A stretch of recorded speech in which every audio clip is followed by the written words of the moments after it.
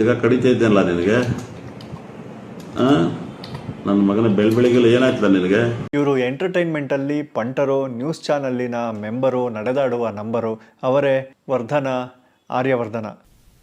ಇದೇ ತಿಗಕ್ಕೆ ಕನ್ನಡದಲ್ಲಿ ಒಬ್ಬ ಹೀರೋ ಇದ್ದಾರೆ, ಬರೀ ಹುಡುಗಿರು ತಿಗಕ್ಕೆ ಹೊಡಿತಿದ್ರು, ಬರ್ಬತ್ತಾಗಿ ಹೋಗ್ಬಿಟ್ರು ಅವರು. ನಮ್ಮಗಳ ಬಾಯಿ ಶುದ್ಧವಾಗಿರಬೇಕು. ಈ ಬಡತವಿಂದ ದೇಶ ಉದ್ಧಾರ ಆಯ್ತದ ಈ ಪ್ರಪಂಚದಲ್ಲಿ. ಯಾಕಂದ್ರೆ ಇವತ್ತು ಜಾಸ್ತಿ ಹೆಣ್ಮಕ್ಳಿಗೆ ಸಪೋರ್ಟ್ ಮಾಡುತ್ತೆ ಫೋನ್ ಗೀನ್ ಇನ್ಸ್ಟಾಗ್ರಾಮ್ ಎಲ್ಲ. ಅವ್ರಿಗೆ ಹೈಯೆಸ್ಟ್ ನೋಡಿ ಇನ್ಸ್ಟಾಗ್ರಾಮಲ್ಲಿ ಅವರೇ ಇರೋದು. ಸುಮ್ಮನೆ ಯಾರೋ ಒಂದು ಹಾಡಾಗಿರುತ್ತೆ, ಬಗ್ಗೆ ನೋಡ್ರೆ ಒಂದು ಹಾಡು ಫುಲ್ ಹಿಟ್ಟಾಗ್ಬಿಡುತ್ತೆ. ಮೊದಲು ಸರಿಯಾಗಿ ಮಾತಾಡೋದು ಕಲಿ. ಹೇಳಿ, ಆ ಪುಷ್ಪ ಪಿಕ್ಚರ್ ಎಂಥ ಟಾಪ್, ಎಷ್ಟು ಜನ ಅಪ್ರಿಷಿಯೇಷನ್ ಕೂತ್ಕೊಳ್ತಾರೆ, ಅಲ್ಲಿ ಬಗ್ಗೆ ತೊಡೆಡ್ಕೊತಾರೆ.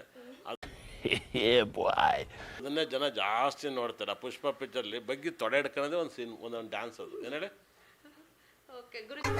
ನಿನಗೆ ಅಷ್ಟೊಂದು ಇಂಟ್ರೆಸ್ಟ್ ಇದ್ರೆ ಸೀದಾ ರಕ್ಷಿತನ ಮನೆಗೋ ಕಥಾ ಗುಡ್ಸು, ರಮ್ಮಿನ ಮನೆಗೋ ಕಕ್ಕಸ್ತೊಳಿ. ಇಲ್ಲಿ ಬಾಯಿಗೆ ನಾನು ಯಾಕೆ ನಿಜವಾಗ್ಲೂ ಹೇಳ್ತಾ ಇದ್ದೀನಿ, ಫಸ್ಟು ನನ್ನ ಲೈಫಲ್ಲಿ ನಂಗೆ ನಿತ್ಯಾನಂದ ನಂಗೆ ಉದ್ಧಾರ ಮಾಡಿರೋದು.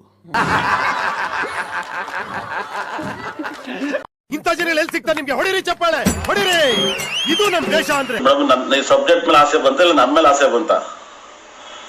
ಸಬ್ಜೆಕ್ಟ್ ಮೇಲೆ ಗುರುಜಿ, ನಿಮ್ಮ ಇದೊಂದು ಬದುಕಿ, ಇದೊಂದು ಜನ್ಮವೇ, ಎಂತಹ ದುರ್ವಿಧಿ, ಇದೆಂತಹ.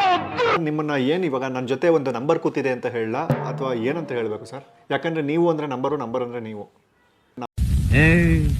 ನೀನ್ 7 ಮಿಂಡ್ರಿ ಆದ್ರೆ ನಾನು 14 ಮಿಂಡ್ರಿ.